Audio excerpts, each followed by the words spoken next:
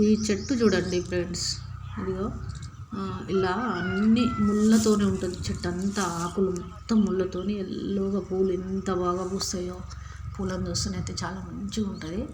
తర్వాత కాయలు ఇంత ముళ్ళతోనే ఉంటాయి కాయలు కూడా. కాయలల్లో నల్లని మన ఆవాలలాగా ఇత్తనాలు ఉంటాయి. వీటి చెట్టు పేరు కాటుక గింజల చెట్టు అంటారు, అంటే మా ఊర్లోనైతే.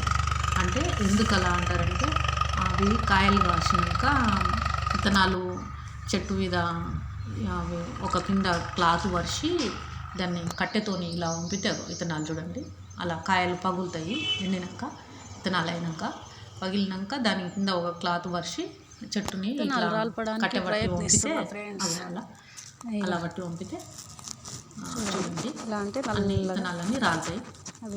వాటిని తీసుకొచ్చి మనం ఇంటికి తీసుకొచ్చాక దాన్ని చెత్త ఉంటుంది తీసేసి పెంక మీద పోసి దాన్ని లైట్గా మంచిగా వేయించాలి. అంటే చిన్న మంట మీద మంచిగా వేయించి వాటిని ఒక గుండ్రాయి తీసుకొని మెత్తగా నూరి అలా కొంచెం కొబ్బరి నూనె కలిపి కాటుక పెట్టుకుంటే చాలా బాగుంటుంది. కండ్లకు మంచిది.